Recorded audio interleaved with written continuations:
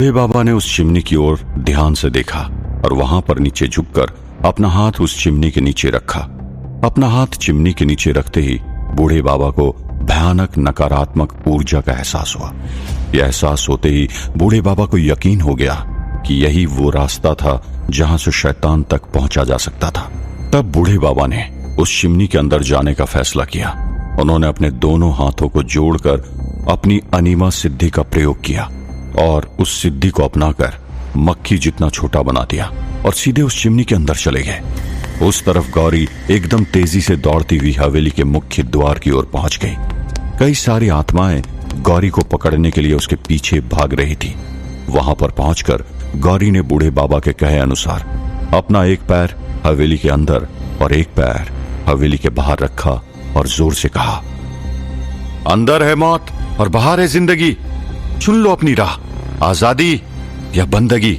ये कहते ही गौरी का पीछा कर रही सारी आत्माएं एकाएक रुक गई।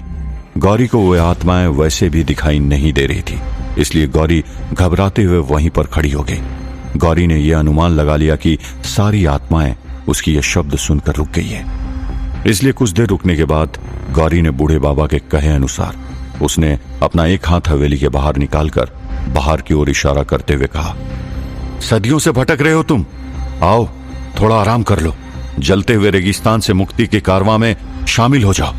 ये कहकर उसने चुपके से अपनी जेब में से एक छोटी सी बोतल निकाली जो उस वक्त बूढ़े बाबा ने ही उसे दी थी और उस बोतल का ढक्कन खोलकर वहीं पर रख दिया। उस बोतल के अंदर अभिमंत्रित जल था जो आत्माओं को अपनी तरफ आकर्षित करने में सक्षम था।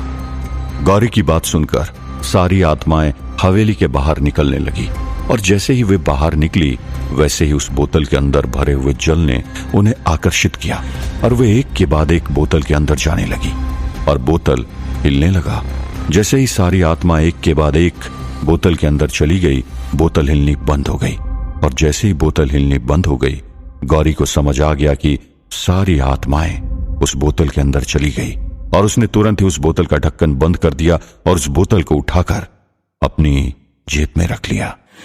उस तरफ सिद्धार्थ वहां पर बेहोशी की हालत में पड़ा हुआ था। कुछ देर के बाद सिद्धार्थ फिर से होश में आया, लेकिन इस वक्त सिद्धार्थ की हालत एकदम खराब थी। सिद्धार्थ पसीने से लथपथ था। प्यास के मारे उसका गला इतना सूख गया था और उसे कमजोरी आ गई थी।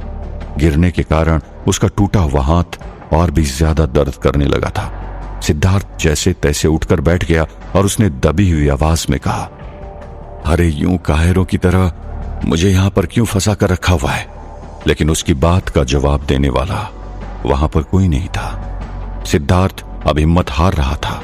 उसने फिर से ध्यान में बैठकर अपने मन को एकाग्रचित्त करने की कोशिश की, लेकिन कमजोरी और प्यास के कारण वो अपने मन को एकाग्र कर नहीं पा रहा था। तब सिद्धार्थ ने सोचा कि मुझे तो कुछ करना ही होगा, नहीं तो यहां पर बैठे बैठे ही मेरे प्राण चले जाएंगे।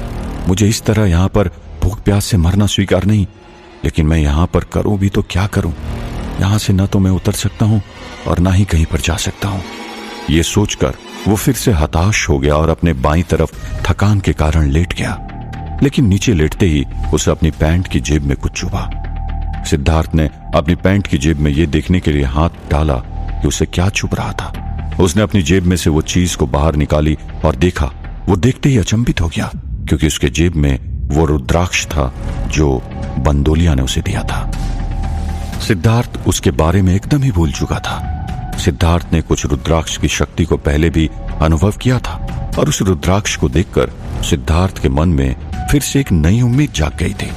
सिद्धार्थ ने उस रुद्राक्ष की तरफ कुछ देर देखा और फिर उस रुद्राक्ष को तुरंत ही अपने मुंह में जीभ के ऊपर रख दिया और अपना मुंह बंद कर लिया। रुद्राक्ष को अपने मुंह में रखने के बाद सिद्धार्थ अपनी आंखें बंद कर फिर से ध्यान में बैठ गया। अब इस बार रुद्राक्ष की शक्ति के कारण सिद्धार्थ थका हुआ होने के बावजूद भी ध्यान में मग्न होने लगा। सिद्धार्थ का मन एकाग्रचित्त होने लगा। सिद्धार्थ ने तुरंत ही अपने मन में दोहराना शुरू किया, मुझे मेरी इच्छा के विरुद्ध यहां पर कोई भी कैद करके नहीं रख सकता।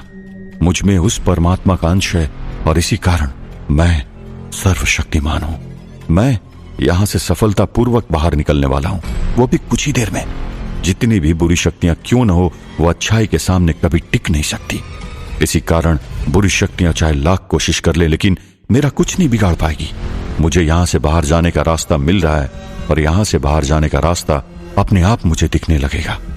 सिद्धार्थ के मन में इस तरह के शक्तिशाली विचार उत्पन्न होने के कारण उसके मन से उठ रहे दिव्य संपदन अब फिर से आसमान में छेद करने लगे थे। इस बार फिर से पिछली बार की तरह जोरों से बिजली कड़कने की आवाज आई, लेकिन इस बार फिर से आसमान में छेद होते ही फिर से वह विशाल गिद्ध दूर से फिर से सिद्धार्थ की ओर जाने लगा। सिद्धार्थ अभी भी ध्यान में मग्न था। सिद्धार्थ को उसके ध्यान में से हिलाने के लिए वो गिद्ध पक्षी जोरों से आवाज करता हुआ सिद्धार्थ की ओर चला आ रहा था। अपने विशाल पंखों को फड़फड़ाता हुआ हवा को चीरते हुए वो पक्षी एकदम से सिद्धार्थ की ओर आया और उसने सिद्धार्थ पर फिर से झपट्टा मारा। लेकिन इस बार उस पक्षी के झपट्टा मारने पर भी सिद्धार्थ अपने ध्यान से हिला नहीं। सिद्धार्थ के कंधे पर उस पक्षी के नाखून लगे, लेकिन सिद्धार्थ अपने ध्यान से डगमगाया नहीं। उस पक्षी ने फिर से सिद्धार्थ के ऊपर झपट्टा मारने की कोशिश की, लेकिन इस बार सिद्धार्थ को स्पर्श करती ही उस गिद्ध पक्षी को एक बिजली का झटका लगा और वो उस झटके से दूर हो गया। उस पक्षी को भी समझ नहीं आया कि ऐसा आखिर हुआ कैसे। उसने फिर से पलटकर सिद्धार्थ पर वार करने की कोशिश की, लेकिन इस बार भी सिद्धार्थ को छूते ही उसे फिर से बिजली का झटका लगा और इस बार फिर से वो दूर फेंका गया। आसमान में छेद अब बड़ा होने लगा था। उस छेद के उस तरफ उस जगह से बाहर निकलने का रास्ता था। कुछ ही देर में आसमान में काफी बड़ा छेद हो गया और वो स्थिर हो गया। सिद्धार्थ ने अपनी आंखें खोली और अपने सामने देखा। रास्ता साफ नजर आ रहा था। अब सिद्धार्थ को सिर्फ ये सोचना था कि वो उस रास्ते तक किस तरह पहुंच पाएगा। तब सिद्धार्थ को एक विचार आया और उसने अपने मन में एक योजना बनाई। उस तरफ बूढ़े बाबा मक्की के जितना अपना कद बनाकर उस चिमनी के अंदर चले गए थे। वो उस चिमनी के अंदर ऊपर की ओर चले जा रहे थे। वहां पर भयंकर नकारात्मकता थी, लेकिन बूढ़े बाबा अपने मन को स्थिर बनाकर उस चिमनी के अंदर चले जा रहे थे। जैसे जैसे बूढ़े बाबा ऊपर चढ़ने लगे, वैसे वैसे अब उनके मार्ग में अड़चन आने लगी थी।